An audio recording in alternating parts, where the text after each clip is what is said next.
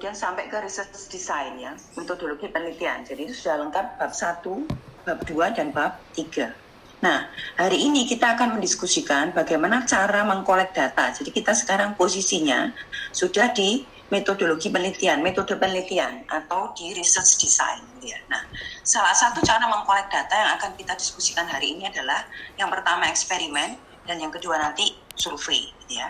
Ada cara lain mengkolek data yang gampang, misalnya dengan cara dokumentasi. Anda mendapatkan data sekunder gitu. Nah, itu tidak kita diskusikan karena sudah sangat umum. Ya. Nah, ini tujuan pembelajaran. Ya. Kita ada di sini ya. Jadi kalau Anda melakukan research dan kemudian Anda ingin mengetahui hubungan sebab akibat, salah satu cara mengkolek data yang paling baik adalah menggunakan eksperimen, gitu ya. Jadi Anda ingin mengetahui bagaimana pengaruh independent variable terhadap dependent variable, ya. Maka salah satu cara mengkoleknya melalui eksperimen, ya. Ini cara memperoleh datanya, ya. Nah, eksperimen ini memungkinkan untuk kita menyusun urutan waktu peristiwa. Jadi misalnya Anda memberikan treatment A, lalu kemudian diukur, dikasih treatment B, lalu diukur gitu ya. Jadi time order of occurrence, ya. Kemudian dalam eksperimen kita memungkinkan untuk memiliki yang namanya extraneous variable.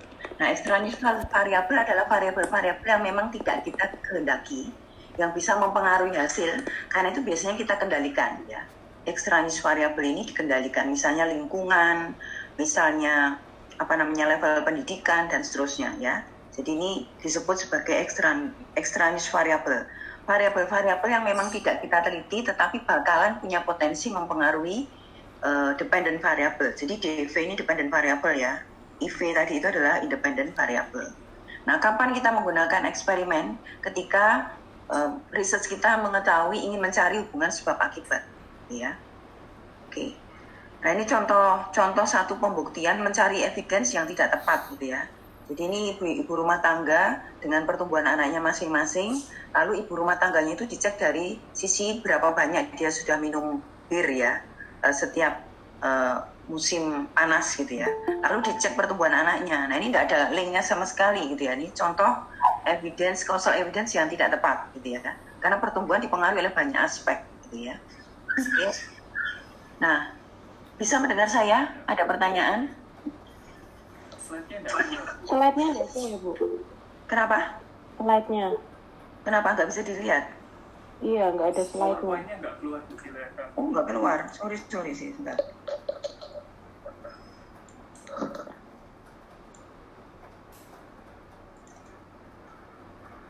Ini sudah keluar? Bisa dilihat sekarang? Bisa, Bu. Bisa. Bu. Oke, saya mulai. Oh, tadi tidak kelihatan ya. Sebenarnya saya slideshow ini ada kelihatan enggak? Kelihatan? Kelihatan, Bu. Kelihatan. Oke. Nah, tadi kita membicarakan mengenai cara mengkolek data melalui eksperimen. Kapan kita kolek data melalui eksperimen? Kalau penelitian kita adalah mencari hubungan sebab akibat. Jadi kita ingin mencari apakah ada hubungan antara independent variable dan dependent variable, gitu ya. Nah, dengan mengkolek data melalui eksperimen, memungkinkan kita untuk mengurutkan waktu kejadian yang kita harapkan, gitu ya. Jadi misalnya responden dikasih treatment A, lalu kemudian diukur bagaimana dampaknya, lalu dikasih treatment B, diukur bagaimana dampaknya. Jadi kita bisa melakukan secara berurutan, gitu ya. Oke. Nah, di dalam ketika kita mengkolek data dengan cara eksperimen, mesti diperhatikan adanya extraneous variable. Jadi extraneous variable itu adalah variabel yang tidak kita teliti, tetapi punya kemungkinan atau potensi untuk mempengaruhi dependent variable, gitu ya. Nah, makanya perlu dikendalikan, ya. Jadi makanya itu mungkin Anda pernah mendengar istilah variabel kontrol. Itu variabel yang tidak menjadi konsen atau fokus penelitian tapi bakalan mempengaruhi hasil. Jadi karena itu kalau kita melakukan kolek datanya melalui eksperimen, maka perlu dikontrol atau dikendalikan extraneous variable ini. Jadi extraneous variable itu bisa juga disebut sebagai control variable, gitu ya. Oke. Nah ini contoh tadi saya bilang pembuktian yang tidak tepat karena mencari causal evidence-nya antara satu yang dihubungkan itu tidak pas ya. Jadi bagaimana behavior ibu-ibu rumah tangga minum bir gitu ya dibandingkan dengan pertumbuhan anak itu bukan causal evidence yang tepat ya. Nah, apa keunggulan dari melakukan collect data melalui eksperimen gitu ya? Ini ada sejumlah keunggulannya. Pertama, kemampuan untuk memanipulasi independent variable ya. Jadi independent variabelnya bisa di treatment, dimanipulasi itu jangan disalah pahami ya. Jadi dimanipulasi itu artinya diberikan perlakuan atau treatment. Anda masih ingat contoh staff perawat yang kemudian diberikan treatment ya. Ya, ada yang diberi treatment, diberi dukungan. Jadi kemarin itu kalau Anda masih ingat kasusnya adalah bagaimana dampak dari dukungan emosional terhadap pengalaman stres. Nah, makanya itu kemudian stafnya ada yang diberi manipulasi. Satunya diberi dukungan penuh, satunya diberi dukungan setengah-setengah, satunya tidak didukung sama sekali. Itu namanya dimanipulasi. Jadi kita dalam eksperimen ada kesempatan atau probabilitas untuk melakukan treatment terhadap responden atau terhadap variabel yang kita ingin teliti. Yang itu tidak bisa kita peroleh dari sumber pendekatan data collection yang lain gitu ya. Lalu kita biasanya menggunakan control group ya. Ini control group ini untuk membandingkan gitu ya. Kemudian tadi itu ada control of extraneous variables. Di extraneous variable adalah variabel yang tidak kita kehendaki yang bisa mengganggu hasil. Karena itu kita kontrol gitu ya. Nah ini dimungkinkan dalam metode collect data melalui eksperimen. Oke. Tolong suaranya di-mute dulu ya masing-masing ya. Oke. Kemudian memungkinkan untuk diulang ya, replication possible ya. Jadi memungkinkan kalau kita punya desain eksperimen yang bagus, itu bisa diulang untuk kita sendiri ataupun untuk peneliti yang lain ya. Dan memungkinkan untuk dilakukan yang namanya field experiment. Anda mungkin sudah lupa, mungkin masih ingat itu ada beberapa gradasi dari eksperimen ya. Iya kan? Ada field eksperimen, ada beberapa gradasi dari research. Ada apa? Field study. Halo? Halo? Halo? Hadir, Bu. Saya? Halo? Iya, Bu. Halo. Oh, saya pikir kamu semua sudah tidur nih. Enggak, Bu. Ada usulan ya tadi. Oke. Enggak sehat, Bu. Sehat. Kenapa? Suara saya jelas nggak? Jelas, Bu. Jelas. Jelas, Bu. Oke, bagus. Sangat jelas. Ini? Oke. Atau terlalu kencang saya? Enggak, Bu. Enggak, pas, Bu. Enggak kok, Bu, enggak. Oke. Ya, Bu. Nah, jadi ini adalah keunggulan dari mengkolek data melalui eksperimen ya. Bisa memanipulasi variabel yang kita teliti, bisa menggunakan control group, bisa mengontrol extraneous variabel yang tidak kita kehendaki tapi bisa mengganggu hasil, bisa dilakukan pengulangan gitu ya. Kemudian bisa melakukan yang namanya field experiment possible. Jadi Anda tidak perlu mengkarantina mereka dalam lab, tapi mereka tetap ada di field-nya, di lapangan, lalu kita bisa memberi treatment gitu ya. Ada banyak contoh nanti ya. Nah, kelemahannya adalah kalau kita tidak melakukan field eksperimen, biasanya kita melakukan artificiality of lab. Jadi kita membuat satu kondisi tertentu, kemudian respondennya dikumpulkan pada satu ruang tertentu, lalu mereka di treatment. Nah, di artificiality lab ini memang tidak menggambarkan kondisi yang sesungguhnya. Jadi banyak hal yang kita lakukan dalam lab itu mungkin tidak diwakili atau tidak mewakili kondisi yang sesungguhnya. Itu menjadi kelemahan ya. Kemudian non representative sample ya. Jadi kita memilih sampel yang tidak representatif ya. Karena misalnya kalau kita mau menjangkau partisipan yang sesungguhnya itu sulit. Jadi biasanya misalnya kita yang lebih mudah menjangkau mahasiswa misalnya. Jadi mahasiswa diminta menjadi responden, lalu mereka berakting entah sebagai manajer, entah sebagai investor gitu ya. Jadi mungkin kurang representatif gitu ya. Karena memang agak sulit. Nah, Kemudian dari sisi cost atau biayanya mahal gitu ya. Jadi kalau menggunakan eksperimen itu biasanya lebih mahal karena Anda mesti mendesain situasinya, memberikan treatment gitu ya. Dan itu semua butuh ongkos, butuh cost gitu ya. Jadi ada expense yang cukup mahal.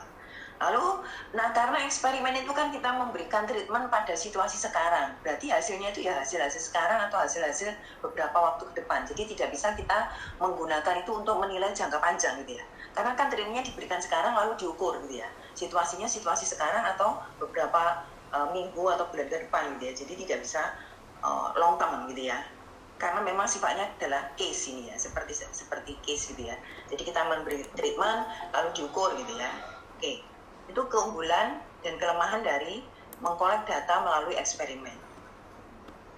Nah, sekarang bagaimana desain eksperimen? Jadi gini ya, situasi kita seperti tadi saya bilang, Anda sudah mengklarifikasi broad problem, research question, kemudian hipotesis, lalu kita sekarang sampai bagaimana mengkolek data. Berarti pada research design. Nah, jadi Anda merancang gitu ya. Kira-kira memilih ya variabel yang relevan apa, kemudian menspesifikasikan level of treatment-nya seperti apa. Oke, mungkin ini yang lebih jelas ya. Jadi desain eksperimen itu meliputi ini. Pertama Anda memilih ya, setelah Anda menentukan variabelnya X gitu ya, lalu variabel X itu akan Anda spesifikasi model treatmentnya seperti apa. Anda akan memberikan perlakuan apa terhadap variabel tersebut gitu ya, supaya Anda bisa mengukur data yang Anda harapkan gitu ya. Jadi ini dirancang dulu. Lalu kemudian menspesifikasikan level treatmentnya seperti apa. Apakah Anda field eksperimen atau laboratori eksperimen gitu ya. Kemudian treatmentnya itu apakah minimal, moderat atau mungkin eksesif gitu ya. Jadi itu kita bisa pilih. Kemudian perlu melakukan pengendalian terhadap environment ya. Jadi control environment. Misalnya kalau Anda memilih melakukan misalnya field eksperimen, jadi Anda harus itu agak sulit untuk control environment. Tapi kalau lab artificially gitu ya, memungkinkan untuk Anda kendalikan. Banyak hal yang bisa Anda kendalikan. Misalnya supaya tidak gerah, atau tidak terlalu panas, tidak terlalu dingin, mesti ngatur AC-nya pada suhu berapa, penerangannya bagaimana, orangnya sudah makan atau belum gitu ya. Kalau lapar dia akan gelisah, tidak bisa mengikuti dengan baik gitu ya. Jawabnya bisa asal-asalan. Nah, itu mesti dikontrol gitu ya. Kemudian memilih desain eksperimental ya. Kemudian memilih ini yang paling penting juga adalah select and assign partisipan. Jadi memilih dan mengassign partisipan, apakah dia sebagai grup yang utama atau grup kontrol gitu ya. Nah, itu kita memilih. Nah, ketika kita memilih partisipan ini kalau tidak tepat itu juga bisa mempengaruhi error. Artinya data yang didapatkan tidak mewakili data yang sesungguhnya. Nah, sebelum kita melakukan true eksperimen ke yang sesungguhnya perlu dilakukan pilot test. Jadi pilot test itu desain eksperimen Anda itu Anda terapkan pada bukan partisipan gitu ya. Mungkin pada orang-orang dekat yang mau menjadi trial error Anda gitu ya. Ada teman-teman Anda gitu. Nah, itu dilakukan pilot test. Lalu gimana hasilnya kira-kira, lalu kemudian di-revise. Baru kemudian kita gunakan untuk uji yang sesungguhnya ya. Kita collect data lalu menganalisis data. Ya. Ini proses untuk melakukan pengumpulan data melalui eksperimen. Jadi data collection melalui eksperimen. Beberapa hal perlu diperhatikan. Nah, ini contoh eksperimen gitu ya. Jadi ini hipotesis Anda adalah, jadi kalau penjual itu melakukan presentasi ya, sales presentation, di mana dia mempresentasikan benefit dari modul gitu ya, manfaat dari modul tertentu atau dari barang tertentu gitu ya. Kalau manfaat itu diinformasikan di awal ya, places in the introduction of 12 minutes ya. Dari 12 menit pertama Anda kasih informasi ini loh benefitnya, itu biasanya produk knowledge mereka lebih nancep gitu ya, lebih bertahan lama dibandingkan ketika Anda ngasih knowledge-nya itu di akhir presentasi gitu ya. Jadi karena itu Anda ingin mengukur. Jadi hipotesis Anda mengatakan bahwa kalau manfaat dari produk atau modul itu diinformasikan di awal presentasi dibandingkan di akhir presentasi, maka product knowledge-nya, retensi dari product knowledge-nya lebih tinggi di awal presentasi dibandingkan di akhir presentasi. Ya. Jadi kemudian Anda punya treatment terhadap independent variable Anda. Yang pertama, benefit-nya diberikan di waktu introduction. Yang kedua, benefit-nya diberikan di mana? Di akhir ini ya, yang warna hitam itu ya. Ini yang biru itu di awal, yang warna hitam itu di akhir. Jadi Anda baru ngasih tahu benefit-nya. Kan Anda punya hipotesis bahwa kalau diberikan di depan jauh lebih retensinya lebih tinggi daripada diberikan di akhir. Maka kemudian ketika di depan Anda ukur berapa product knowledge-nya, ketika di belakang Anda ukur product knowledge-nya, lalu Anda bandingkan efeknya ya. Tentu saja harapannya apa? Kalau hipotesis ini terbukti, harapannya hasilnya ini seperti apa?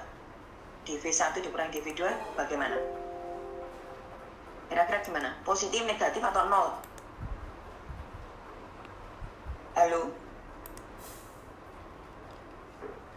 Tolong cukup ini ya, responsif ya. Ada bisa menjawab. Kira-kira kalau kita melakukan eksperimen seperti itu, harapannya hasilnya bagaimana?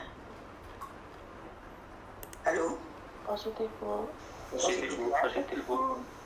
Positif. Jadi harapannya Anda positif. Jadi product knowledge-nya lebih tinggi ketika diinformasikan di depan dibanding di belakang. Itu contoh mengenai mengkolek data melalui eksperimen. Jadi Anda harus melakukan pengukuran ketika informasinya diberikan di depan untuk kelompok yang ini ya. Lalu ada satu kelompok lagi, informasinya diberikan di belakang. Lalu Anda ukur bagaimana product knowledge-nya. Ya. Nah, kalau lebih tinggi yang di depan berarti terbukti hipotesis kita. Kalau sama dengan 0 atau negatif berarti tidak terbukti, gitu ya. Oke, sekarang bagaimana memilih dan menempatkan partisipan, gitu ya. Kita bisa ada dua cara untuk memilih dan assign partisipan. Pertama random assignment, kedua matching, gitu ya. Kalau random assignment itu semua partisipan punya kesempatan yang sama, apakah dia ditempatkan di grup yang utama atau grup kontrol ya. Jadi dia equal and non chance of being assigned to any group in the experiment ya. Apakah dia mau masuk di kontrol apa masuk di ini punya kesempatan sama karena Anda tidak mengaturnya gitu ya. Itu yang random assignment ya. Jadi secara acak. Mungkin pakai undian lalu dikelompokkan ini masuk ke kelompok utama, ini kelompok kelompok kontrol gitu ya, dan seterusnya. Itu yang random, oke. Yang kedua adalah matching ya. Kalau matching Anda memang mendesain mereka masuk di kelompok yang mana gitu ya. Ini contohnya. Kita punya dua kelompok sampel, dua kelompok responden gitu ya, woman sama men ya. Nah, woman ini juga dibagi dua, yang punya pengalaman business experience sama no business experience. Men juga dua ya, dua hal yang kita lihat atributnya, yang punya business experience sama yang tidak punya business experience gitu ya. Kemudian baik woman maupun man yang punya pengalaman maupun tidak punya pengalaman, kita mau ukur apanya? Training in communication skill-nya seperti apa ya, baik dia woman atau man punya pengalaman atau tidak punya pengalaman, kita mau ukur training communication skills-nya. Dan yang tidak di training communication skills-nya ya, kita nanti akan ukur data tertentu gitu ya. Nah, kita di sini punya jumlah sampel, jumlah responden seperti ini ya. Untuk yang woman yang punya business experience dan punya training communication skill ada 18. Lalu kemudian kita assign di eksperimen group X1 6 orang, eksperimen group X2 6 orang, dan control group 6 orang gitu ya. Jadi 6 orang ini statusnya seperti apa? Wanita, punya pengalaman bisnis dan punya training in sudah di training dalam communication skill gitu ya. Ada 18 ini, oke? Kemudian kita juga punya yang wanita tidak punya pengalaman bisnis tapi punya training communication skill. Nah, itu ada 9. Kita assign menjadi 3 kelompok. Di X1 3 kelompok, di X2 3 kelompok, di control group 3 kelompok gitu ya. Kemudian kita juga punya wanita dulu ya. Wanita yang punya business experience tapi tidak punya training communication skill, itu ada 9. Kita taruh di sini. Di X1 3, experimental group 1 3, experimental group X2 3, control group 3. Jumlahnya kan 9 gitu ya. Kita juga punya wanita yang tidak punya pengalaman bisnis, tidak juga punya communication skill training. Nah, itu ada 6, kita taruh di sini, gitu ya. Itu namanya matching, gitu ya. Kita dengan sengaja memasukkan mereka dengan kriteria tertentu ke dalam kelompok-kelompok yang kita mau lakukan eksperimen, ya. Jadi sama juga untuk pria ya, kita masukkan ke dalam kelompok-kelompok tersebut. Jadi sebenarnya kita punya kalau dilihat dari kemampuan trainingnya, training communication skill-nya ada 45, yang tidak di training 39. Total sampel kita 84, tapi kita punya pasangan ini ya. Jadi ada pasangan wanita, ada pasangan pria dengan kriteria masing-masing. Ini adalah assign yang memang matching ya, jadi tidak secara random. Sampai di sini ada pertanyaan? Nggak ada, Bu. Nggak ada, Bu. Belum ada, Bu. Jelas, Bu. Jelas, Bu. Nggak ada, Bu. Nah, berikutnya adalah pengukuran. Jadi kan gini, tadi kita sudah menentukan variabelnya apa, gitu ya. Kita punya independent variable, punya dependent variable. Kalau sudah punya variabel, kan kemudian kita harus mengukur, ya. Ada beberapa opsi untuk melakukan pengukuran, gitu ya. Jadi kita tadi kan sudah punya ini, punya responden, kita masukkan dalam grup, lalu kemudian diukur. Bagaimana cara mengukur independent variable yang kita mau ukur tersebut? Ya, ini ada beberapa opsi, ya. Yang pertama, kita bisa melakukan pengamatan. Jadi kita amati saja, misalnya kita memberikan treatment tertentu ya, satunya diberi informasi, satunya tidak diberi informasi, lalu kemudian kita melihat respon mereka seperti apa. Itu observasi ya, jadi mengamati hasil dari treatment kita. Kita juga bisa melakukannya melalui paper and pencil test, jadi memang mereka disuruh mengisi ya, data tertentu dari case tertentu gitu ya, bagaimana mereka berperilaku setelah kita memberikan treatment maupun kita tidak memberi treatment. Berikutnya juga bisa melalui self-administrated instrument, jadi itu semacam dikasih kuesioner gitu ya, lalu disuruh mereka memberikan pendapat atau mengisi sesuatu gitu ya. Bisa juga melalui scaling techniques ya, jadi di skala, kira-kira ini masuk sangat suka, tidak suka, dan seterusnya. Bisa juga diukur physiological measures-nya, kalau memang itu diperlukan gitu ya, kalau memang tujuannya memang mengukur aspek tersebut gitu ya. Jadi ini beberapa opsi untuk melakukan pengukuran atas data atau atas variabel yang kita mau ukur gitu ya. Jadi ini ada beberapa pilihan pengukuran gitu ya. Oke, nah isu yang menjadi penting di dalam mengkolek data melalui eksperimen adalah masalah validitas data tersebut gitu ya. Jadi validitas dari eksperimen yang kita lakukan. Validitas itu ada dua, validitas internal, satunya validitas eksternal. Validitas itu artinya begini, apakah hasil data yang kita ukur melalui eksperimen itu valid atau tidak gitu ya. Jadi itu isunya. Nah, validitas itu ada yang dikontribusi secara internal, ada yang secara eksternal ya. Yang secara internal dulu ya. Jadi ini beberapa aspek. Pertama gini, kalau kita melakukan eksperimen, hal yang mengganggu terjadinya data yang kita peroleh itu valid atau tidak valid itu ada dari kontribusi internal ya. Yang pertama adalah maturation. Maturation itu kondisi dari partisipan. Jadi kalau partisipannya itu lelah, capek, lalu kemudian dia lagi moodnya jelek gitu ya, lagi lapar. Nah, itu kalau kita ajak untuk masuk dalam eksperimen, hasilnya bisa bias. Karena dia mungkin menjadi lelah, karena dia lelah maka dia tidak bisa mengisi atau tidak bisa menunjukkan respon yang seharusnya gitu ya. Anda mungkin juga tahu ini, Anda kalau kuliah lapar gitu ya, sekarang kebetulan di rumah mungkin Anda bisa makan sambil apa gitu ya. Saya tidak melihat Anda kebetulan karena saya lagi slideshow gitu ya. Nah, tapi ini direkam ya, jadi rekamannya nanti akan kelihatan siapa berpartisipasi dan tidak ya. Jadi ini langsung rekamannya nanti masuk ke saya sebagai ownernya gitu ya. Oke. Dan respon Anda juga direkam, jadi nanti kalau Anda misalnya ada pertanyaan Anda respon itu akan terdokumentasi ya.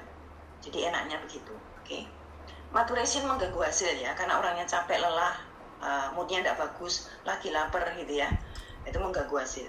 Kemudian history, mungkin dia sudah punya pengalaman sebelumnya dengan eksperimen ini, jadi kemudian bisa bias gitu ya hasilnya gitu ya. Kemudian cara melakukan testing, kalau kita testingnya itu lama gitu ya, bisa jadi hasilnya bisa berbeda-beda ya antara satu dengan yang lain gitu ya. Lalu dari sisi instrumen penelitiannya yang kita pakai, kalau instrumen penelitiannya itu tidak tepat gitu ya, itu bisa mengganggu hasil gitu ya. Kemudian memilih partisipan, ini kritikal sekali gitu ya. Kalau partisipan yang dipilih itu tidak mewakili populasi, itu juga menjadi hasilnya bias gitu ya. Kemudian experimental mortality ya. Jadi ini juga berhubungan dengan kondisi pengalaman dari responden yang kita pilih menjadi responden kita ya. Pengalaman dari partisipan yang menjadi responden kita itu juga bisa mengganggu hasil. Lalu statistical regression, ini statistical regression itu kalau kita punya partisipan yang ekstremis itu maksudnya begini, jadi dia itu karena kondisi lelah atau capek atau mungkin dia tidak interest, ngisi hasilnya itu semua satu, misalnya hasilnya itu sangat tidak setuju sampai sangat setuju, karena dia lagi tidak mood, lagi tidak konsentrasi, itu disebut sebagai ekstremis partisipan ya. Jadi dia ngisinya semua satu karena dia tidak memikir apapun jawab pertanyaan, jadi semua satu atau mungkin semua 5 gitu ya, sangat tidak baik atau sangat baik 5. Nah kalau itu kemudian kita uji, hasil statistiknya jadi terganggu gitu ya, jadi tidak menunjukkan hasil yang sesungguhnya. Nah itu menjadi kendala dalam melakukan pengumpulan data melalui eksperimen. Ini ada beberapa hal gitu ya. Oke, ini kendala internal gitu ya. Ada beberapa lagi ya yang kendala internal itu ya. Diffusion of treatment, compensatory equalization. Ini maksudnya gini ya, beberapa contoh misalnya gini. Anda kan dalam eksperimen itu biasanya mengelompokkan responden menjadi 2. Kelompok yang ditreatment sama yang tidak ditreatment ya. Kalau misalnya kelompok yang tidak ditreatment itu tahu bahwa sebenarnya yang ditreatment itu adalah sesuatu yang baik, misalnya yang kelompok yang ditreatment itu dikasih vitamin C ya. Sekarang kondisi corona dikasih vitamin C, satunya tidak dikasih apa-apa. Nah yang masuk dalam kelompok yang kontrol ini bisa jadi merasa marah. Sebenarnya dia mau masuk di kelompok yang ditreatment itu gitu ya. Nah itu jadi ketidaksamaan dari kompensasi yang diterima oleh masing-masing responden. Kemudian juga kalau misalnya dia tahu responden itu dia ditempatkan di kelompok grup di grup kontrol ya, bukan grup utama, maka ada namanya compensatory rivalry ya. Jadi dia ingin menunjukkan bahwa dia sungguh-sungguh, atau kemudian dia merasa, dia bisa juga sebaliknya, dia memain-mainkan gitu ya, karena dia ada di dalam control group. Jadi dia tidak menjawab yang sesungguhnya gitu loh ya. Paham Anda ya? Misalnya kelompok itu diberi treatment, satunya diberi informasi, satunya tidak diberi informasi. Nah, harapannya kan yang tidak diberi informasi responnya berbeda. Nah, tapi karena dia tahu bahwa dia masuk di control group, maka dia bertindak seolah-olah dia dapat informasi, jadi akan menjadi bias gitu ya. Itu jadi kesadaran dari responden gitu ya. Nah sebaiknya adalah blind. Blind itu artinya gini, dia tidak tahu ada di kelompok kontrol atau kelompok utama. Nah, itu yang paling bagus gitu ya. Dan dia harusnya partisipan itu, responden itu tidak sempat berkomunikasi ya. Jadi kalau dia tahu berkomunikasi, oh kamu di kelompok utama ya, aku di kelompok kontrol ya, nah itu jadi bias nanti gitu ya. Mestinya mereka tidak boleh berkomunikasi, dan lebih bagus lagi tidak tahu bahwa dia ada di kelompok yang mana gitu ya. Oke? Kemudian ini resentful disadvantage ya, bisa juga terjadi kalau dia merasa demotivasi gitu ya. Jadi demotivasi karena dia tahu di kelompok mana, itu bisa mempengaruhi hasil. Kemudian local history itu juga pengalaman yang dia peroleh sebelumnya terhadap satu treatment itu juga bisa mempengaruhi hasil, karena dia sudah bias ya, sudah pernah di treatment gitu ya. Oke. Ini beberapa hal yang mengganggu validitas dari data yang kita peroleh melalui eksperimen gitu ya. Nah, ini yang satunya adalah external validity ya. Jadi external validity ini contohnya misalnya jadi dia dari bagaimana reactivity of testing on X ya. Jadi reaksinya seperti apa? Nah, contoh ini pertanyaan ya. Pertanyaan dalam eksperimen tersebut. Jadi barang-barang diorganisasikan dengan cara yang mudah untuk mereka bisa menemukan barang yang mereka cari gitu ya. Jadi apakah barangnya diorganisasikan dengan mudah untuk ini. Nah, pertanyaan ini reaksinya bisa berbeda-beda ya. Karena ada orang yang level organisasinya itu sangat rapi, satunya biasa-biasa gitu ya. Itu juga bisa mempengaruhi gitu ya. Itu namanya validitas eksternal ya. Jadi dari sisi partisipannya sendiri, ketika dia levelnya dia untuk mengorganisasikan barang. Ada orang yang sangat rapi gitu ya, ada orang yang mess up gitu ya, pokoknya ya barangnya numpuk di mana-mana gitu ya. Biasanya orang yang IQ-nya tinggi katanya itu dia biasanya tidak terorganisasi. Nah kalau tidak terlalu tinggi IQ-nya itu biasanya terorganisasi, itu menurut mereka ya, bukan saya ya. Jadi level itu bisa mempengaruhi hasil gitu ya. Jadi kemudian interaction of selection on and X gitu ya. Jadi interaksi dari partisipan yang dipilih dengan variabelnya itu juga bisa mempengaruhi. Kemudian ada reaktif faktor ya, faktor-faktor lain yang mempengaruhi reaksi dari responden terhadap satu pertanyaan atau satu desain eksperimen tertentu ya. Nah, sekarang mengenai jenis dari research experimental research design. Oke ya, saya menegaskan lagi bahwa posisi kita adalah pada research design atau metode penelitian. Nah, sekarang kita pada topik bagaimana mengkolek data. Ya, dan cara mengkolek data kita adalah melalui eksperimen gitu ya. Kapan kita menggunakan eksperimen untuk mengkolek data? Ketika kita ingin melakukan hubungan mengetahui hubungan sebab akibat, mengkaitkan independent variable dengan dependent variable ya. Oke. Nah, jadi ada 3 level eksperimen yang bisa kita lakukan: pre-eksperimen, true eksperimen, dan field eksperimen ya. Jadi masing-masing tergantung kita memilih yang mana, pre, true, atau field eksperimen ya. Ini contohnya pre-eksperimen ya. Jadi kalau pre-eksperimen itu Anda misalnya ya ingin menguji dampak dari iklan terhadap intensi melakukan pembelian. Tapi Anda cuma begini toh ya, iklan itu ditayangkan di televisi, lalu ada orang mendengar, ada orang yang tidak mendengar gitu ya. Lalu kemudian Anda ukur orang yang mendengar tadi bagaimana dia membeli dibandingkan dengan orang yang tidak mendengar ya. Ini dia melihat efektivitas dari iklan. Kalau iklan itu efektif, maka orang yang mendengar akan membeli lebih banyak dibandingkan orang yang tidak mendengar, kan gitu ya. Itu kalau iklannya efektif. Kalau tidak efektif, mau dia mendengar mau dia tidak mendengar, ternyata sama saja minat membelinya gitu ya. Nah, itu bisa disebut sebagai pre-eksperimen gitu ya. Ada beberapa contoh ya. Pre-eksperimen bisa one group, pre-test, post-test gitu ya. Jadi satu grup kemudian dilakukan pre dan post. Misalnya begini, kalau pre dan post itu dan hanya satu grup. Jadi kita memiliki satu kelompok.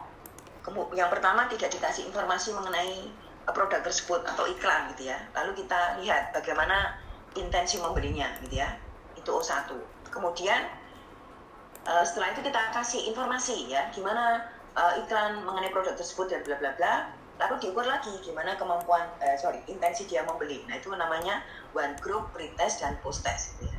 Saya juga bisa menerapkan ini di kelas Medpen ini misalnya. Tadi sebelum saya memberi informasi mengenai eksperimen, saya tes. Nah, itu saya mendapatkan angka pre-test. Lalu kemudian saya kasih informasi eksperimen itu begini. Lalu kemudian saya tes lagi, pengetahuannya nambah apa enggak. Nah, kalau berbeda berarti efektif ya kuliah ini atau efektif iklan tersebut ya. One group, pre-test, and post-test gitu ya. Oke, ada pertanyaan sampai di sini? Ada pertanyaan?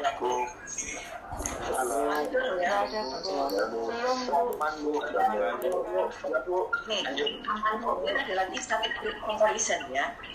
Ini saat dibandingkan ya antara grup yang satu dengan grup yang lain, sama-sama diberi iklan, sama-sama diberi informasi lalu dibandingkan gitu ya. Itu juga bisa ya, namanya statistik comparison ya.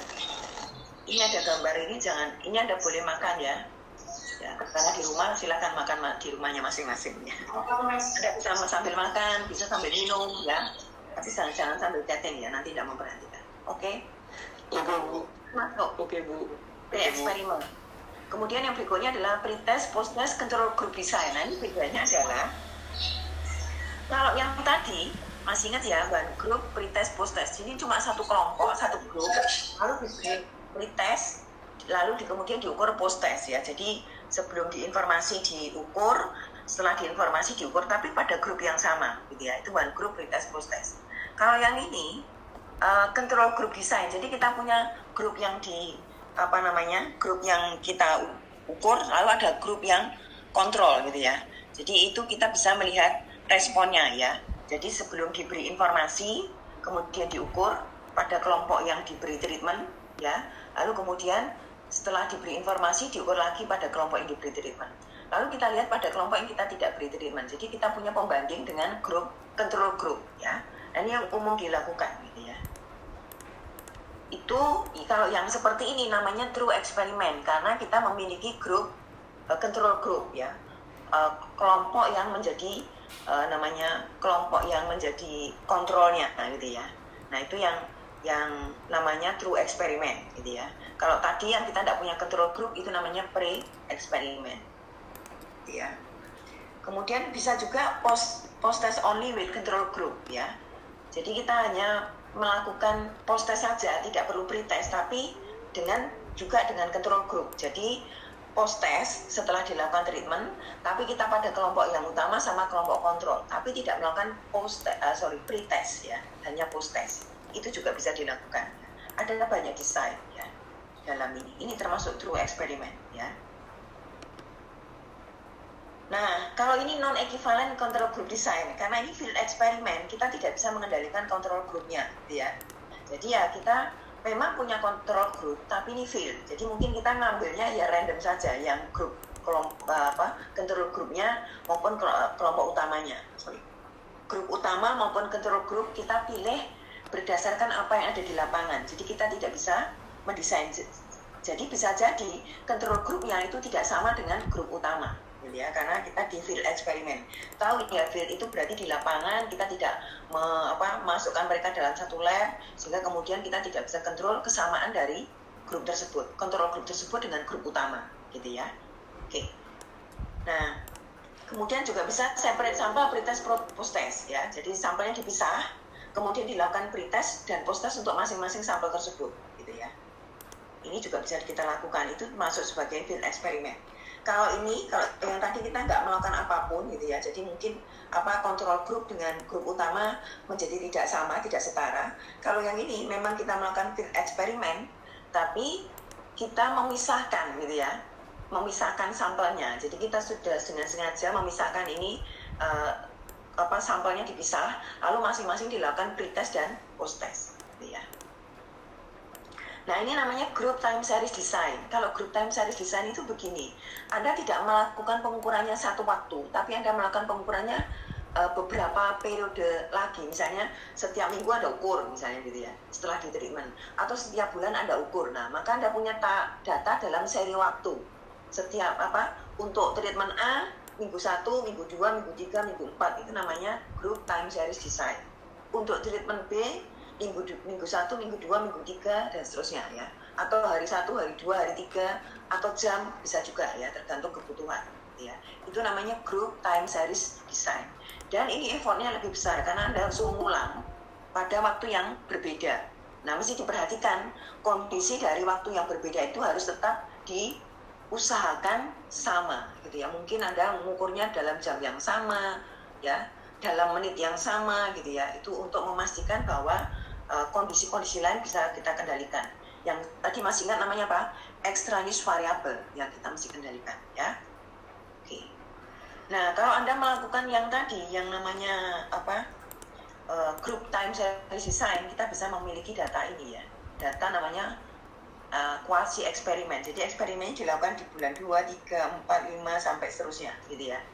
Lalu kemudian kita ukur masing-masing gitu ya. Ternyata ada fluktuasi dari waktu ke waktu, tidak statis gitu ya. Nah, ini menjadi catatan nanti dalam kita mengumpulkan data melalui eksperimen, gitu ya. Saya kira itu untuk eksperimen. Ada pertanyaan? Enggak, Bu.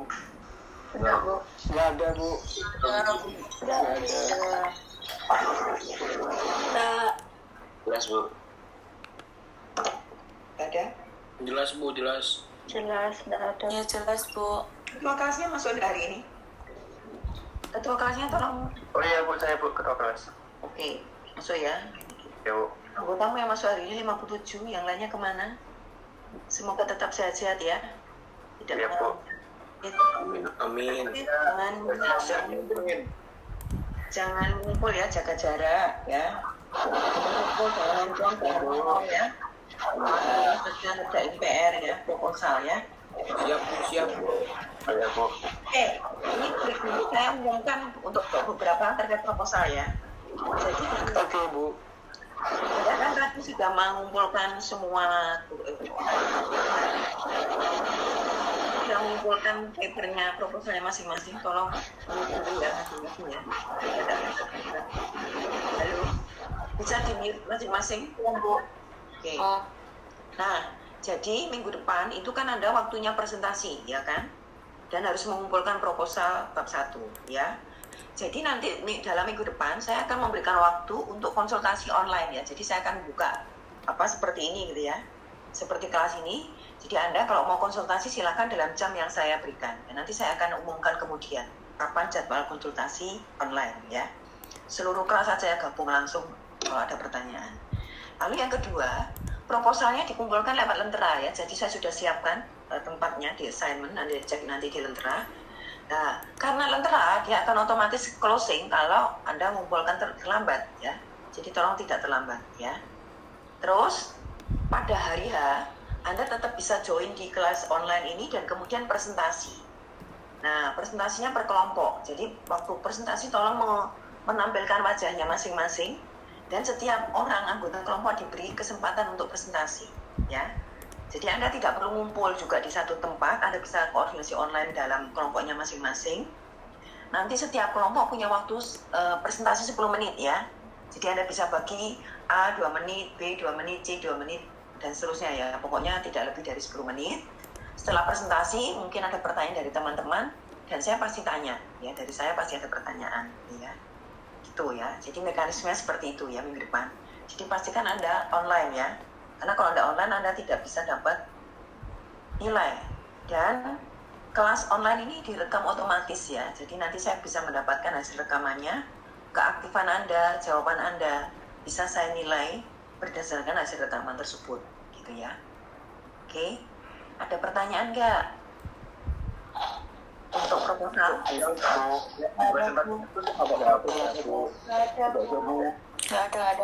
Nggak ada, Bu. Oke, lanjutkan ya. Jelas. Sudah 12. Ya, baik, kita lanjutkan. Ya.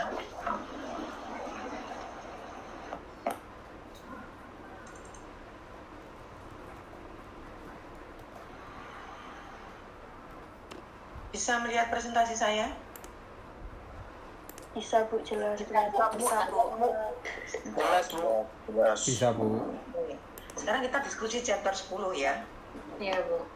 Nah, chapter 10 itu adalah cara mengkolek data melalui survei. Kalau tadi eksperimen, sekarang melalui survei. Dan ini mungkin lebih familiar ya bagi Anda ya. Mungkin Anda juga pernah terlibat dalam survei atau pernah melakukan survei gitu ya. Nah, kalau kita mengkolek data melalui survei, sekali lagi kita ada di posisi research method atau research design ya.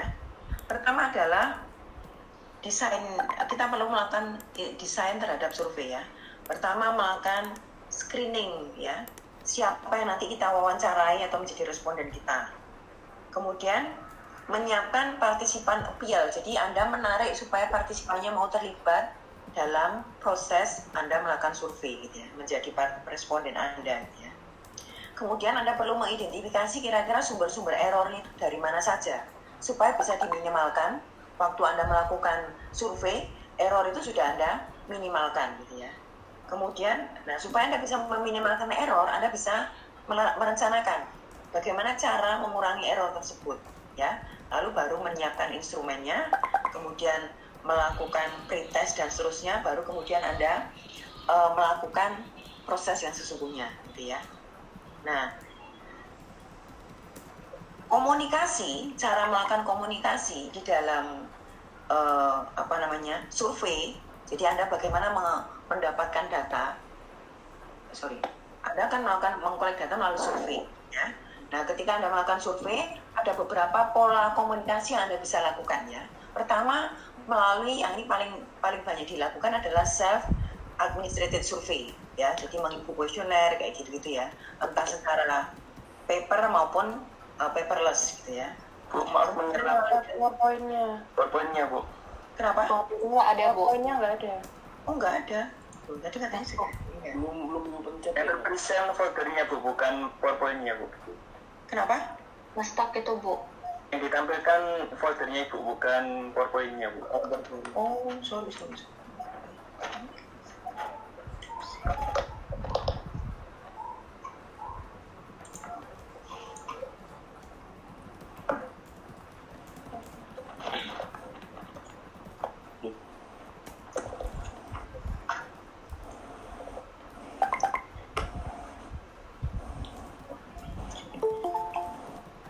Sebentar ya.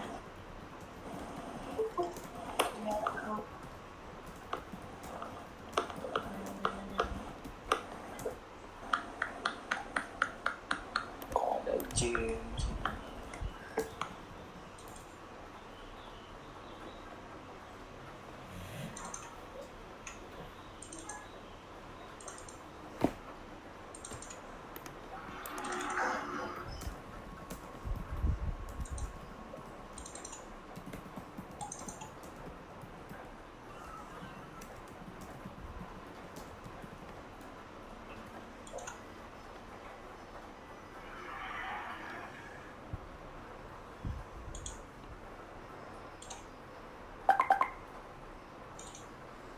Sudah ini? Sudah? Dapat? PowerPoint-nya ada? Sudah, Bu. Sudah. Ada juga. Ada, Bu. Oke. Jadi kita masuk di chapter proses mengkolek data melalui survei ya. Kalau tadi eksperimen, sekarang survei, gitu ya. Nah, untuk melakukan survei pertama-tama gitu ya. Jadi Anda mesti harus melakukan rancangan ya untuk menyusun surveinya sebelum nanti kemudian diimplementasikan. Pertama, memilih ya, mengidentifikasi siapa yang nanti Anda wawancarai gitu ya. Jadi kemudian pertanyaan-pertanyaan apa saja. Lalu menyiapkan si penepil ya. Jadi mungkin menghubungi atau apa sehingga mereka nanti bisa bersedia menjadi partisipan Anda gitu ya. Kemudian mengidentifikasi sumber-sumber kesalahan karena dalam survei itu ada banyak hal-hal yang bisa membuat bias ya, banyak error yang bisa terjadi baik dari partisipan, baik dari pewawancara, baik dari instrumen dan seterusnya. Jadi itu harus diminimalkan. Karena itu Anda harus melakukan perencanaan untuk mengurangi error. Caranya bagaimana gitu ya. Lalu menyiapkan instrumennya, kemudian baru nanti Anda mengimplementasikan lalu mengkolek data ya.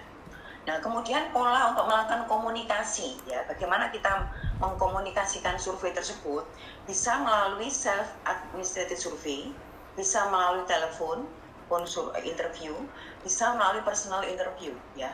Jadi kalau ini melewat telepon, ini ngisi sendiri self itu ya. Phone itu melalui telepon, ini biasanya banyak di reject ya.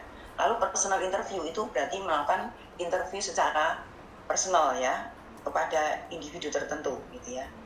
Nah, apa keunggulan dari survei ini gitu ya, melakukan pendekatan melalui survei ya. Pertama tentu kekuatannya adalah kecepatan ya, jadi Anda bisa mendapatkan data cepat karena orangnya menjawab lalu Anda ini jawabannya gitu ya, cepat dan murah gitu ya. Efisien ya, karena tidak membutuhkan waktu yang lama, tidak membutuhkan biaya yang banyak, Anda bisa mengkolek data dalam jumlah yang besar gitu ya. Lalu bisa mengcover area-area geografis yang lebih luas. Apalagi sekarang dengan bantuan teknologi informasi, Anda bisa mengkolek data di seluruh dunia kalau memang punya akses gitu ya. Jadi coveragenya sangat tinggi gitu ya. Itu dari survei gitu ya. Kelemahannya adalah error yang terjadi yang dikontribusi atau yang melekat ya sebagai dalam sebuah survei itu sangat tinggi gitu ya. Kemudian juga meskipun tadi kita bilang kan geographic coverage-nya tinggi loh, luas loh ya, karena apalagi dengan bantuan teknologi.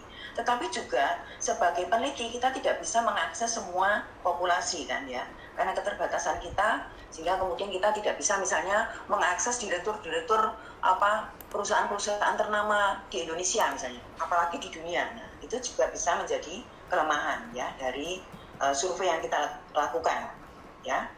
Oke. Nah, sekarang error ya, jadi ada banyak sumber error dalam survei gitu ya.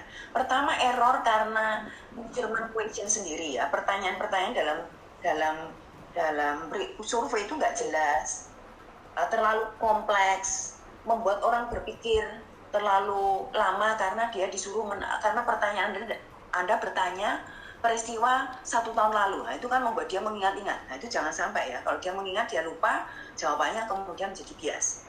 Lalu pertanyaan tidak jelas, lalu dia tinggalkan. Sebenarnya maksudnya apa? Ya ingat loh ya, karena tidak selalu survei itu didampingi oleh interviewer.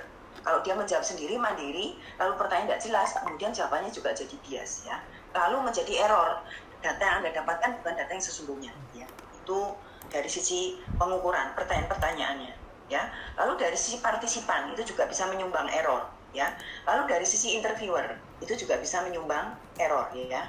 Jadi misalnya interviewernya itu mungkin kurang sabar gitu ya, atau bertanya hal-hal yang sensitif gitu ya, atau dia malah tidak menguasai apa yang harus ditanyakan, itu jadi bisa bias gitu ya, atau dia tidak ramah gitu ya, atau dia kurang, menurut Anda tidak menyenangkan ya, jadi nggak enak dilihat apa yang oke lah gitu ya, itu bisa mempengaruhi hasil. Atau memang kedudukan interviewernya itu sangat lebih tinggi daripada yang diinterview, sehingga interviewnya itu jadi tertekan gitu ya, tidak menjawab yang asli. Nah itu bisa terjadi ya. Partisipan juga karena dia merasa tidak termotivasi untuk mengikuti survei tersebut, sehingga mungkin dia jawab asal-asalan ya.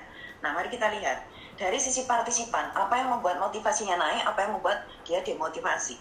Yang di atas ya itu mendekrease ya, jadi makin ke sini partisipan motivasinya, yang atas ini yang mengurangi, yang bawah itu yang meningkatkan motivasi.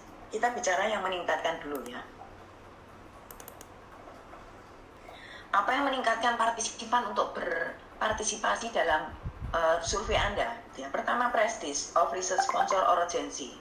Jadi kalau Anda itu peneliti yang disponsori oleh lembaga bergengsi, misalnya World Bank, misalnya PBB gitu ya, misalnya pemerintah Republik Indonesia, itu kan berarti kan prestis ya sponsornya. Nah, itu biasanya membuat partisipan yang dilibatkan merasa prestis atau merasa bergengsi kalau dia dilibatkan dalam survei Anda gitu ya. Jadi kalau Anda survei yang didanai lembaga-lembaga yang ternama, itu tidak sulit cari data gitu ya. Biasanya tidak sulit melibatkan partisipan gitu ya, dan dia akan termotivasi. Kemudian perceive importance of the topic. Nah dari sisi partisipan dia ngelihat ini topiknya menarik, penting, maka dia mau terlibat, dia termotivasi untuk terlibat ya. Misalnya yang sekarang lagi hit itu kan mengenai corona gitu ya. Nah itu kalau Anda misalnya dilibatkan dalam survei itu gitu ya, apalagi yang mendanai Pak Jokowi gitu ya, Anda akan, kalau dilibatkan Anda akan dengan senang hati, karena itu penting bagi Anda yang ingin tahu gitu ya. Lalu kemudian yang mengadakan adalah orang nomor 1 di Indonesia. Kalau Anda dilibatkan, wah itu gengsinya luar biasa ya. Berarti Anda orang yang VIP gitu kan ya. Kemudian liking or compassion for interviewer. Jadi suka tidak sukanya ya. Jadi interview itu punya peran penting, interviewer ya. Wawancara punya peran penting. Jadi kalau interviewernya itu menarik, good looking, sabar, ramah gitu ya, itu menjadi partisipannya mau terlibat gitu ya, dan sebaliknya. Oke, kemudian self image as dutiful citizen. Jadi Anda merasa kalau Anda ikut survei ini, Anda ikut terlibat berbakti pada bangsa dan negara. Nah itu bisa menjadi meningkat motivasi dari partisipan. Loneliness juga loh ya. Jadi ketika Anda punya kesempatan untuk diwawancarai, disurvei, maka Anda punya kesempatan untuk menyalurkan semua hal yang sebelumnya Anda tidak punya tempat. Karena Anda sendiri, tidak ada yang mendengarkan gitu ya. Nah begitu ada survei, itu menjadi tempat untuk Anda mencurahkan seluruh apa yang menjadi unek-unek Anda, pemikiran Anda, opini Anda, dan seterusnya. Loneliness ini akan termotivasi untuk berpartisipasi dalam survei gitu ya. Kemudian confirmation of self-importance ya. Jadi kalau partisipan itu diajak dalam survei, dilibatkan dalam survei, dan itu mengkonfirmasi bahwa dia adalah orang penting, dia akan ikut ya dalam survei tersebut gitu ya. Nah ini semua memang tidak mudah untuk kita peroleh dalam kita melakukan survei, sehingga kadang-kadang kalau kita tidak bisa mengakses ini, kita mendapatkan partisipan yang tidak atau kurang representatif ya. Oke, nah sekarang sebaliknya, apa yang membuat partisipan demotivasi. Yang pertama adalah pressure of competing activities. Jadi dia merasa survei itu membebani dia, nah mengganggu waktunya, gitu ya. Jadi kalau misalnya, jadi dia melakukan itu dalam keadaan terpaksa karena dia nggak merasa itu penting bagi dia ya. Kalau itu dia dalam tekanan, maka akan menurunkan motivasi, gitu ya. Kemudian embarrassment at ignorance of interview topic. Jadi topik-topik tertentu kalau itu mungkin Anda tanyakan memalukan, maka partisipan cenderung tidak mau terlibat. Contoh ya, misalnya Anda bertanya hal yang sensitif bagi dia. Pernah nggak dia mengalami misalnya ya sexual harassment gitu ya? Tentu dia nggak mau jawab karena itu hal yang sangat memalukan gitu ya. Dulu sebelum awal-awal terbuka, orang yang kena corona itu kan menjadi hal yang aib juga, atau HIV gitu ya, itu juga menjadi aib. Kalau itu Anda tanyakan, itu mungkin dia tidak mau terlibat dalam sebagai partisipan. Jadi mesti ada cara bagaimana membuat mereka bisa mau terlibat ya. Mesti diperlihatkan kepada dia benefitnya apa kalau dia terlibat dalam survei tersebut ya. Kemudian di slide of interview content or topic. Jadi dia tidak suka dengan topik atau konten dari interview ya. Kalau dia tidak suka ya maka dia tidak mau terlibat gitu ya. Lalu yang berikutnya adalah fear of consequences of participation. Jadi dia takut konsekuensi kalau dia terlibat dalam survei ini. Nanti ada apa-apanya dengan keamanan dia, privacy dia kayak gitu ya. Jadi kita perlu meyakinkan kepada partisipan bahwa survei ini kerahasiaan data dijaga, tidak diumumkan nama dan segala macam gitu ya. Itu harus dijaga. Memastikan mereka aman sehingga mereka tidak menjadi takut dan kemudian mau terlibat dalam survei yang kita lakukan gitu ya. Itu mengenai, nah karena kalau kita tidak jaga ini, motivasi partisipannya rendah, maka hasilnya pasti akan bias, datanya bukan data yang sesungguhnya yang kita inginkan gitu ya. Oke. Kemudian respon terms ya. Jadi kenapa kok kadang-kadang partisipannya itu tidak berespon dengan baik sehingga kemudian respon rate Anda rendah ya. Karena ini non contact rate ya. Jadi sebentar ya, saya mesti pasang karena ini lowbat.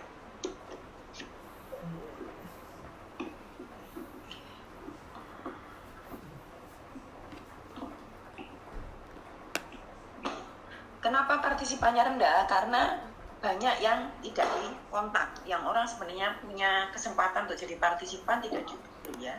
Non kontak rate-nya saja sudah tinggi, berarti respon rate-nya pasti sangat tinggi. Kemudian sudah dikontak, diajak berpartisipasi tapi menolak ya. Refusal rate-nya juga sangat tinggi gitu ya. Jadi banyak orang sudah dihubungi jadi partisipan lalu dia biasanya sangat sulit ya mengajak orang terlibat kalau dia tidak merasa itu tadi penting, prestis, punya manfaat dan segala macam gitu ya. Jadi kita harus sebagai peneliti harus bisa meyakinkan hal tersebut bagi partisipan sehingga dia tidak menolak gitu ya. Kemudian incidence rate ini mengisi tapi ya itu tadi ekstrim ya, salah, ngisinya salah-salah, ngisi tidak lengkap. Nah itu menjadi respon rate-nya jadi rendah dalam sebuah survei. Nah oke, tadi kita bicara mengenai bagaimana pendekatan komunikasi untuk memperoleh data melalui survei. Ada 3 kan tadi ya, self-administrated survey, telepon survei, atau survei via personal interview gitu ya. Nah, kita akan lihat masing-masing ya. Kalau melakukan self-administrated survey, modanya atau medianya pakai apa? Itu ada beberapa macam ya. Mungkin ini beberapa sudah tidak kita jumpai sekarang. Misalnya mail, mungkin sudah nggak ada ya orang kirim surat untuk mengirim survei dan kemudian disuruh mengembalikan itu mungkin sudah tidak ada ya. Drop off juga bisa gitu ya, ditaruh di tempat tertentu lalu dia ngambil juga bisa ya. Misalnya kita taruh di mall, kita taruh di hotel, kita taruh di kampus gitu ya, itu bisa ya. Lalu fax juga bisa, CASI juga bisa, computer assisted survey instrument ya, self administrated survey instrument ya. Jadi itu baik komputer ada robot atau ada sistem ya. Kemudian disk by mail juga bisa, ya, juga bisa gabungan di antara beberapa moda tersebut. Nah, ya kalau sekarang kira-kira survei self administrated itu pakai apa? Yang paling cepat? Pakai apa? Survei panitia biasanya kan ada survei ya. Pakai apa Anda? Google Form ya? Ya, sekali. Ya, enggak hanya share mungkin suruh scan gitu ya, pakai apa? Pakai scan. Pakai apa? itu loh, apa namanya? QR code. QR code ya, Anda bisa itu ya. Saya kira ini hal-hal baru bisa ya. Jadi itu memudahkan sekali bagi kita untuk mengirimkan survei kita atau mengkomunikasikan survei kita kepada partisipan atau responden. Ya, ada beberapa cara ya. Nah, self administrated survey itu biasanya dari sisi cost tidak terlalu mahal gitu ya. Kemudian bisa menjangkau sampel yang lebih luas, sampel accessibility-nya lebih banyak gitu ya. Kemudian juga kendala waktu ya. Biasanya kalau kita mengirim survei itu tidak segera dijawab dan memang kita memberi rentang waktu tertentu gitu ya untuk ini ya. Time constraint-nya tapi lebih jelas ya. Misalnya kita kasih waktu 1 minggu lah atau 1 hari gitu ya. Kalau Anda di Google Doc kasih waktu enggak? Enggak. Ada. Hanya enggak ada. Ada. Berapa jam itu biasanya? Oke. Nah, kemudian keunggulan lain dari self administrated adalah anonymity ya, nggak perlu kasih nama karena orang tuh reluctant kalau disuruh kasih nama. Resisten ya, disuruh kasih nama dia bisa nggak mau karena nanti akan terekspos gitu ya, nama dan segala macam. Kalaupun Anda minta nama, Anda harus menjamin bahwa nama itu tidak keluar. Misalnya namanya PT gitu ya, itu menjamin tidak akan keluar, nanti di laporannya dikasih PTX atau PTY gitu ya. Nah, dalam self-administrated survey juga topik coverage-nya lumayan luas gitu ya. Jadi ini beberapa hal dari keunggulan dari self-administrated survey ya. Cost-nya juga lebih murah ya, karena Anda tidak perlu ngumpulin orang di satu tempat. Anda tinggal kirim pakai Google, dan Google itu free kan, tidak bayar gitu ya. Dan hasilnya Google juga bisa langsung dianalisis ya. Itu keunggulannya ya. Nah, ini juga ada bantuan dari TDM. TDM itu satu software yang membantu untuk mendesain kuesioner gitu ya. Nah, karena sudah ada alat bantu, itu akan membantu kita menyusun kuesioner yang mudah dibaca ya. Easy to read, karena kalau surveinya bulat, kalimatnya langsung ditinggal sama orang, atau terlalu panjang ditinggal sama orang ya. Kemudian over clear direction. Jadi Anda suruh ngapain sih si partisipannya itu melingkari atau menggaris silang atau mengklik gitu ya, mengisi ya, memilih gitu ya, dan seterusnya. Jadi harus clear direction-nya atau instruksinya harus jelas gitu ya. Kemudian include personalization. Jadi Anda bisa memasukkan hal-hal yang sifatnya personal, tapi harus juga sesuai dengan tujuan dari survei. Jadi jangan gini ya, Anda pokoknya mau cari tahu kayak kurikulum vitae, nama, alamat, agama, hobi, menikah, tidak. Nah, itu tidak perlu semua Anda masukkan karena sesuaikan dengan kebutuhan riset Anda. Apakah memang Anda butuh nanti menganalisis orang itu dari sisi gender, dari sisi besarnya income misalnya. Kalau itu memang Anda perlukan, Anda minta data personalisasi itu. Tapi kalau tidak, ya tidak perlu. Karena orang juga malas disuruh ngisi data-data pribadi yang banyak gitu ya, yang dia tidak tahu tujuannya untuk apa gitu ya. Oke. Kemudian untuk meningkatkan keterlibatan atau partisipasi dari responden, Anda alangkah baiknya memberitahu di depan. Jadi ada pendekatan dulu ya. Nah, sehingga nanti mereka ketika surveinya disebar tidak menolak gitu ya. Kemudian ini encourage respon. Ya, jadi Anda tadi bisa memberikan selain memberikan informasi di depan, Anda juga bisa mengingatkan gitu ya bahwa sudah mau jatuh tempo.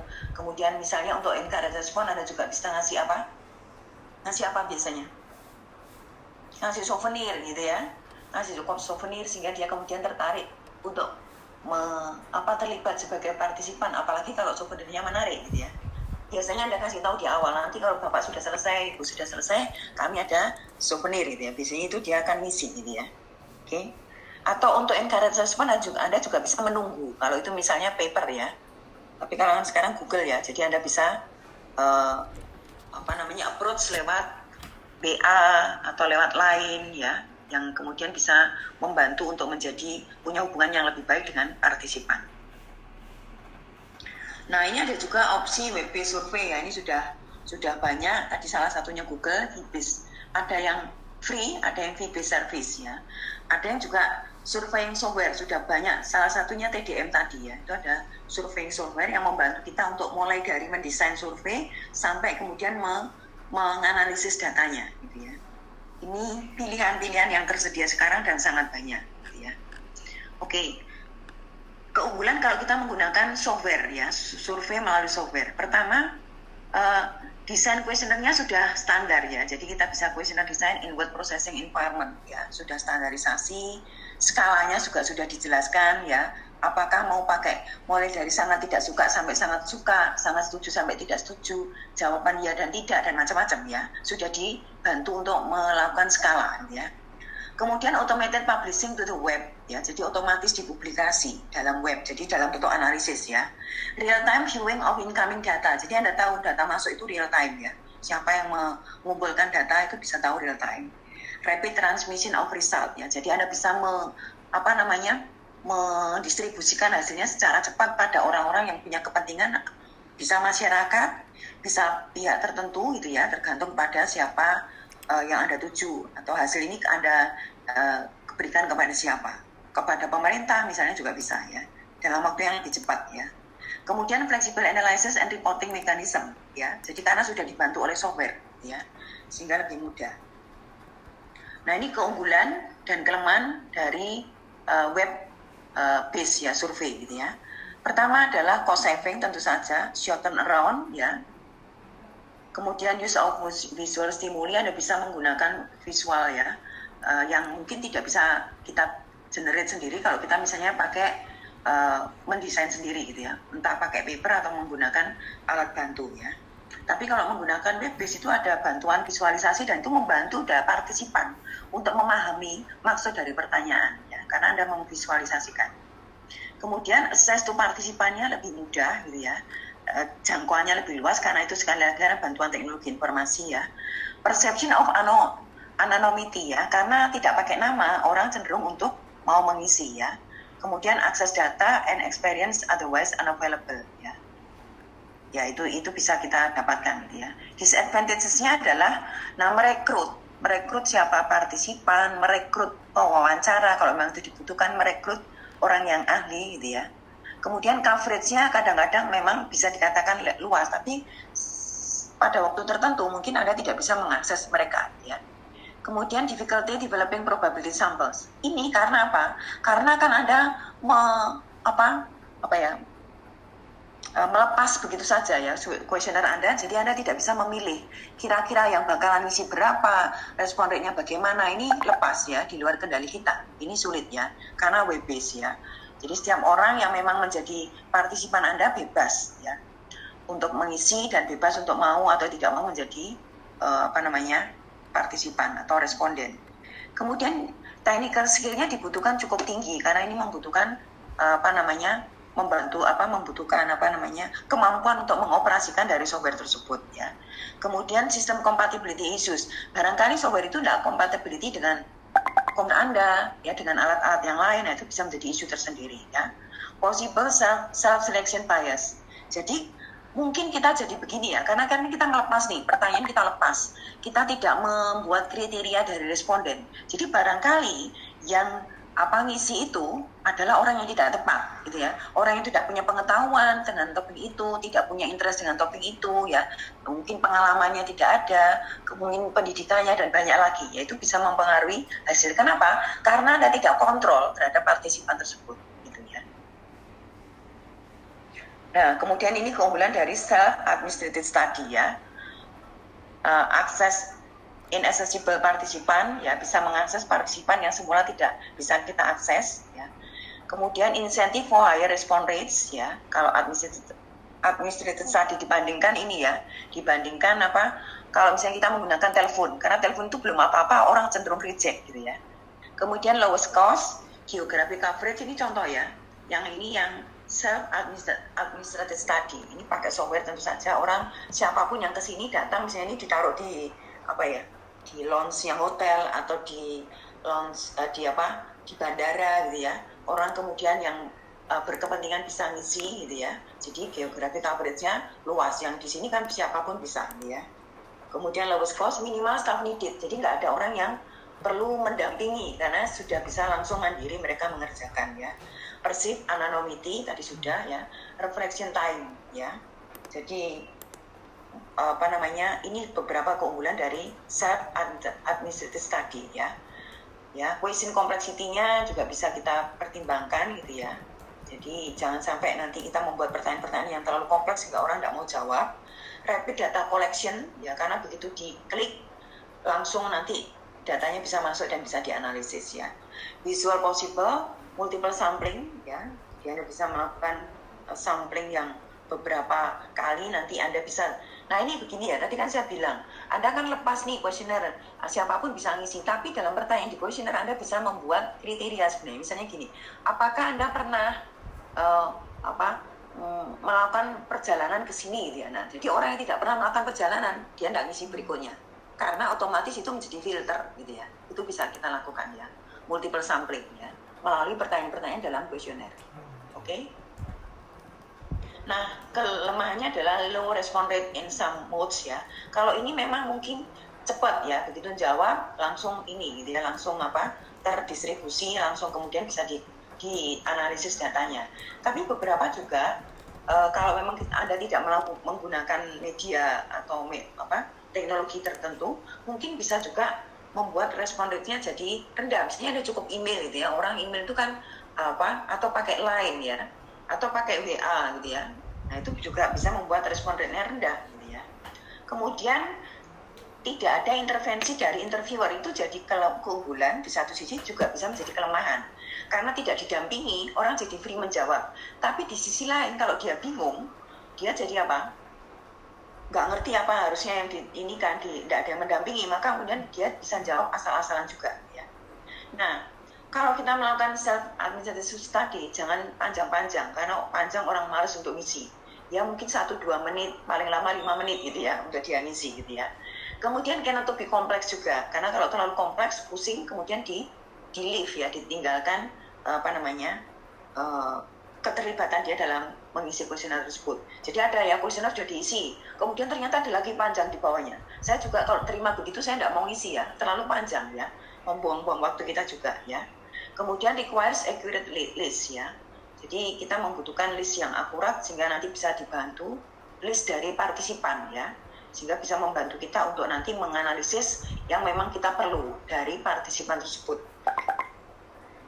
Nah, kemudian juga kelemahannya adalah tadi kalau ada responden yang ekstremis, ngisi 1 semua atau 5 semua, ya. Kemudian partisipan uncertainty possible itu juga bisa, gitu ya. Nah, itu mengganggu hasil ya, karena dia tidak mau disuruh ditahan Anda untuk ngisi ya, karena waktunya nggak ada dan seterusnya. Kemudian dia mengisinya dalam waktu tempo cepat, kemudian isinya asal-asalan. Kemudian direction necessary ya, kadang-kadang kita tidak mengarahkan atau tidak beri instruksi yang jelas, gitu ya. Need follow distraction environment. Jadi tadi itu kalau kita terlalu panjang, terlalu kompleks, kemudian dia ngisi ya, itu akan terdistraksi oleh keadaan di sekelilingnya gitu ya. Misalnya dipanggil orang tuanya, dipanggil temannya gitu ya, ada telepon masuk. Nah itu mendistrak, kemudian mengakibatkan dia tidak meneruskan ngisi kuesioner itu. Lalu keamanan ya, isu keamanan itu juga penting. Maka kita mesti meyakinkan kepada partisipan bahwa ikut dalam kuesioner kita dijamin kerahasiaan datanya. Dan juga jangan tanya data-data yang tidak perlu, gitu ya. Yang tidak perlu Anda analisis dalam riset Anda nanti. Oke, ini contoh ya. Pertanyaan, mungkin Anda pernah sering kali menjumpai ini ya. Contoh-contoh pertanyaan gitu ya. Nah, bagaimana meningkatkan respon rate ya? Pertama, kasih tahu di depan, bukan peringatan lah, maksudnya dikasih tahu ya, di reminder ya, dikasih tahu, oh ini mau due date, mau apa gitu ya, harus diisi ya dengan sopan, tapi juga jangan terlalu sering memberikan reminder sampai orang jadi terganggu gitu ya. Kemudian written direction and devices ya, jadi kasih tahu. Kalau dulu misalnya zamannya masih pakai paper, kalau kita mengirimkan kuesioner lewat mail juga harus memberikan perangko balasan dan alamat ya di dalam amplop gitu ya. Jadi amplopnya itu ada 2, amplop balasan plus perangko plus alamatnya, sehingga orang nggak perlu ngisi kepada siapanya, mengasih perangko dan segala macam gitu ya. Nah kalau sekarang Anda juga bisa memberikan arahan kemana dia mesti mengembalikan. Itu sekarang lebih gampang, tinggal diklik submit gitu ya, sudah beres ya. Kemudian bisa jadi tadi untuk meningkatkan respon rate bisa memberikan monetary incentive ya. Misalnya Anda ngasih souvenir kecil, makanan kah atau apa gitu ya, yang kemudian membuat orang termotivasi untuk terlibat dalam penelitian Anda ya. Kemudian dikasih deadline ya, jangan sampai tidak, karena membuat orang menggampangkan nanti gitu ya. Jadi berilah deadline yang jelas ya. kemudian janji untuk tidak disebutkan namanya gitu ya. Kemudian appeal to for participant ya. Jadi Anda harus mendekati dia, approach dia sampai dia kemudian ini dia adalah partisipan yang memang representatif loh ya bagi Anda ya. Jangan kemudian orang yang tidak tepat jadi partisipan Anda deketi. Itu nanti tidak bisa memberikan jawaban yang Anda harapkan. Oke, ini bagaimana meningkatkan respon rate. Yang kedua, tadi kan yang pertama komunikasinya apa? Self, halo, self apa? Administrative. Yang kedua telepon. Yang ketiga apa? Personal interview, gitu kan ya? Iya. Lalu Anda on semua ya, jangan tidur ya. Ya, Bu. Nah sekarang yang kedua komunikasi lewat ya, komunikasi lewat telepon. Jadi Anda melakukan survei via telepon gitu ya. Nah ini ada banyak kelemahan. Bisa pakai tradisional, jadi memang ada orang yang sungguhan nelpon ya, operator ya, atau interviewer yang memang nelpon. Tapi ada juga yang pakai alat bantu sistem, entah ya ini komputer aided telepon survei ya, instrumen gitu ya. Jadi Anda pakai sistem ya, jadi sudah ada yang jawab robotnya atau sistemnya gitu ya. Itu bisa dilakukan gitu ya. Nah, tadi bisa juga ini computer administrated ya. Jadi sudah didesain, sudah apa namanya terstruktur gitu ya, sehingga kemudian tinggal dipakai gitu ya. Oke. Nah, kalau menggunakan alat bantu TDM, jadi TDM itu alat bantu untuk mendesain kuesioner gitu ya. Itu tentu lebih murah, baik kok geographic coverage, tapi tentu saja cost-nya juga kalau kayak geografinya di luar negeri kan mesti mahal ya, ada ya pulsanya lebih mahal ini ya. Fewer interviewers ya, jadi tidak perlu banyak interviewers karena kan satu interviewer bisa ke beberapa partisipan atau responden ya. Karena Anda menelpon langsung mengurangi bias, jadi kalau dia tidak jelas dia bisa tanya gitu ya, apa maksudnya dan seterusnya. Kemudian fast compression time, karena begitu Anda selesai telepon hasilnya langsung ada gitu ya, tidak menunggu ya. Random dialing, jadi bisa acak Anda melakukan telepon ya, jadi tidak pada orang tertentu. Tapi juga ingat, kalau misalnya Anda memang punya kriteria, Anda tidak bisa random dial gitu ya. Yang Anda random dial adalah memang responden yang sudah masuk kriteria Anda saja gitu ya. Lalu Anda telepon secara random gitu ya. Oke, ini beberapa contoh ya. Nah, disadvantage-nya adalah lower response rate. Jadi belum apa-apa sudah di reject. Ini mungkin Anda juga mengalami ya. Mungkin ada di telepon yang telepon tidak kenal, Anda langsung blok gitu ya. Padahal belum tahu dia mau ngomong apa gitu ya. Jadi kebanyakan sekarang ini kita sering ngeblok, nggak tahu Anda ya. Saya suka ngeblok telepon-telepon yang tidak saya kenal. Karena biasanya dia cuma nawarin kartu kredit, nawarin apa gitu ya. Jadi mengganggu sekali, saya tidak pernah angkat nomor telepon yang tidak saya kenal. Nah, kalau orang seperti saya dikasih telepon, survei lewat telepon pasti tidak akan sampai karena langsung diblok gitu ya. Nah, itu respon rate-nya rendah gitu ya. Kemudian early termination tadi juga ya. Jadi respon rate-nya rendah, early termination belum sudah di reject ya.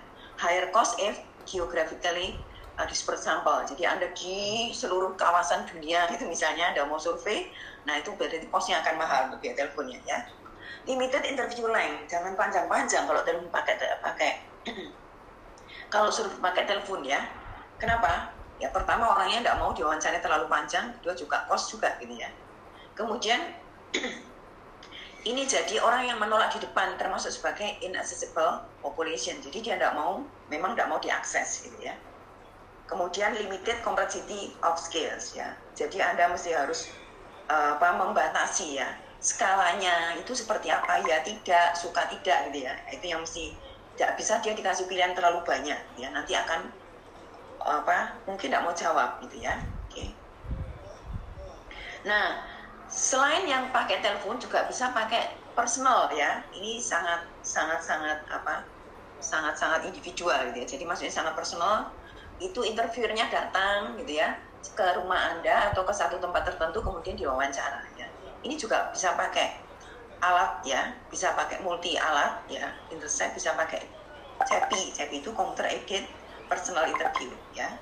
Jadi pakai alat bantu ya, sudah terstruktur. Oke. Nah, keunggulan dan kelemahan dari personal interview. Keunggulannya adalah good cooperation rates. Jadi kalau Anda janjian dengan 10 orang, karena personal, maka 10-10-nya pasti mau didatangi dan mau jawab gitu ya. Jadi respon rate-nya 100% karena 10 orangnya jawab gitu ya. Itu ya. Tapi biasanya tidak bisa banyak. Kemudian interviewer can probe and explain. Jadi kalau tidak jelas bisa diberitahukan apa yang dimaksud dan seterusnya, karena kan Anda ini sangat intimate ya, karena hanya satu-satu gitu ya, satu orang dengan satu interviewer gitu ya. Kemudian visual aids possible, karena Anda ada bersama mereka, Anda bisa memvisualisasikan hal-hal yang mungkin perlu divisualisasikan ya. Grafik kah, foto kah, video kah gitu ya, bisa membantu. Kemudian illiterate participant can be reached ya. Jadi partisipan yang tidak literate pada satu topik atau pada tidak nyaman untuk diwawancara, bisa jadi illiterate-nya kan macam-macam gitu ya. Itu bisa diakses karena Anda punya koneksi pribadi, sehingga mereka bisa kita akses. Misal ya, Anda mau mewawancarai penemu obat corona misalnya gitu ya. Nah, dia tidak mau diakses karena dia tidak mau semua orang mau wawancarai dia. Tapi kalau Anda bisa dapat kenal, kemudian dapat aksesnya dia, berarti Anda bisa mewawancarai illiterate participant ya dalam hal ini ya. Illiterate itu macam-macam ya. Kemudian interviewer can pre-screen ya, jadi bisa juga pre-screen ya, jadi dia bisa lakukan itu ya. Kemudian tadi bisa pakai alat bantu ya, jadi as possible ya. Nah, kelemahannya adalah high cost. Kenapa high cost? Ya iyalah, satu orang didatengin, butuh transport, bukan itu saja ya, mungkin bawa oleh-oleh gitu ya, supaya ini, atau Anda ngajak dia di satu tempat makan gitu ya, sehingga kemudian dia lebih rileks lalu bisa diwawancarai gitu ya. Tadi illiterate itu termasuk begini ya, misalnya dia ada kasus tertentu gitu ya, yang memang kasus itu sangat kritikal gitu ya, maka orangnya biasanya tetap mau diakses, diwawancarai, tapi mungkin wajahnya tidak diperlihatkan. Kalau misalnya ditayangkan nanti di satu media itu sudah di blur gitu ya, itu termasuk illiterate partisipan ya.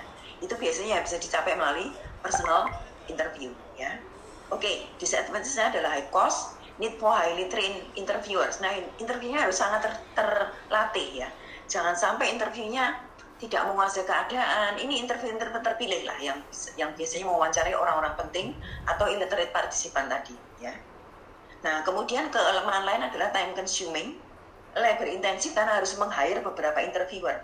Mungkin Anda punya 10 partisipan, mungkin Anda punya 10 interviewer juga bisa ya, karena masing-masing partisipan dikasih interviewer yang cocok dengan partisipan tersebut gitu ya. Kemudian time consuming, labor intensif, sama unwilling to invite strangers into homes. Jadi kadang-kadang personal orang tadi yang kita mau lakukan personal interview, dia tidak mau di orang lain dari Anda kan interview orang asing, tidak mau dia invite orang asing ke rumahnya, itu banyak gitu ya. Nah, kalau ini bisa disiasati mungkin dengan cara misalnya menelpon saja, tidak perlu datang ya kan, bisa video call dan seterusnya gitu ya. Kemudian interviewer bias possible, karena itu hanya one to one gitu ya, maka bisa terjadi bias hal yang ditanyakan, sehingga dia kemudian malah ngobrolin yang tidak perlu ditanyakan gitu ya, jadi bias gitu ya. Kemudian dia juga bisa termakan karena dia sudah dekat, maka dia bisa jadi menyetujui apapun yang dikatakan oleh partisipan gitu ya. Jadi itu yang menjadi bias, sehingga datanya menjadi tidak akurat. Oke. Sudah selesai ya? Ada pertanyaan? Nggak ada, Bu. Jelas, Bu. Jelas. Bu. Dan sekarang ada 16 depan. Tidak ada pertanyaan. Nggak ada, Bu. Nggak Tidak ada, Bu. Nggak ada, Bu. Tidak. Iya, Bu. Nggak ada, Bu. Nggak ada ya? Oke, kalau gitu kita akhiri ya. Nah.